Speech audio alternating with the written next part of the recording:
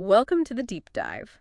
Today, we're looking at a paper that, well, it really challenges our whole concept of scale in physics. It really does. I mean, for decades, if you wanted incredibly bright, coherent X-rays, The kind you need for the most advanced research. exactly, you had to go to a massive facility, something the size of a stadium, like a free electron laser. Right. So our mission today is to unpack this new proposal that suggests you can compress all of that infrastructure. Down to the size of a single carbon fiber. It's incredible, and it all hinges on achieving something called generalized superradiance to boost X-ray power using coherent synchrotron radiation. And the setup is just fascinating. So picture this. You fire a really high-intensity, circularly polarized laser pulse into this tiny, tiny solid microtube. Yeah, like a little forest of carbon nanotubes packed to a near-critical density. And what happens inside is where the magic is.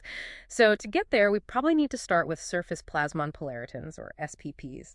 We do. They're at the heart of it. These are, these hybrid modes of light and electrons that sort of skim along a surface. And they're normally very difficult to excite efficiently. Incredibly difficult. There's a fundamental momentum mismatch.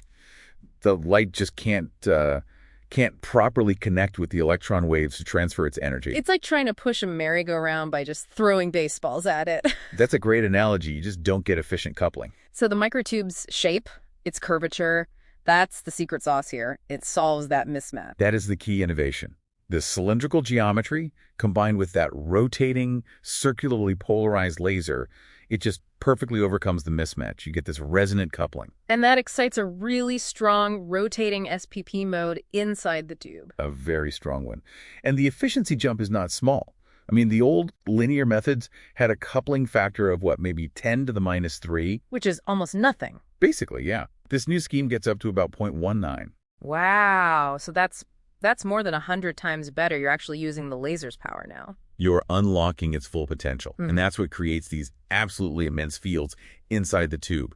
The simulations show them hitting 4.5 teravolts per meter. Teravolts per meter. Let's just pause on that. How do we even contextualize a number that big? Well, think about lightning. The point where air breaks down and a bolt strikes is about 3 million volts per meter. Okay.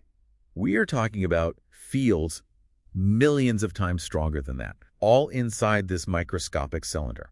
And those fields are what do the work. They do. They instantly trap the surface electrons and accelerate them, arranging them into this perfect, synchronized, rotating helical beam. So they're all moving together as one. Exactly. This collective structure behaves like a single entity, a superluminal quasiparticle. Which just means it's moving faster than light would in that same dense plasma, not faster than light in a vacuum, so no physics laws are broken. Correct. No causality violations here. Yeah. And because all those electrons are synchronized, acting as one giant emitter, you get superradiance. The radiation they emit doesn't just add up, it scales with the square of the number of electrons. Which makes the light exponentially brighter. And the light that comes out is coherent synchrotron radiation, CSR, emitted at a very specific angle. And the result, according to the simulations, is X-rays with coherence enhanced by up to 2 orders of magnitude. 100-fold increase. That jump in coherence is what gives you the brightness and the utility. So let's bring this back to the lab bench. What this boils down to is a compact, lab-scale X-ray source, one with a really useful broadband spectrum. Right. It's a genuine, compelling alternative to those huge free electron laser facilities for a lot of applications. So it sort of democratizes this kind of high-power light source. It does. It brings things like multispectral pump probe experiments, which need that brightness and small footprint, into the realm of a university lab, not just a national one. Okay, this all sounds amazing. But what's the catch? How feasible is this to actually build? That's the right question. And the hurdles are definitely in the engineering.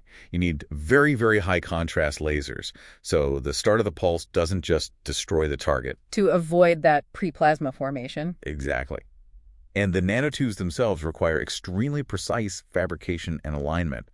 But the paper is clear that while these are demanding, they're not beyond the scope of existing or near-future experimental capabilities. So the takeaway here is really that clever geometry can replace brute force infrastructure. I think so. Using this resonant SPP excitation on a curved surface just gives you this unprecedented level of control over the electrons. Creating a lab-scale source with a brilliance we once thought was impossible outside of a massive facility. Which leads to a really interesting question for you to think about. As we find these new paths to create compact, ultra-bright sources with these tailored plasma structures, what fundamental limits might still exist on just how small we can make the accelerators we need for applications, even beyond the lab?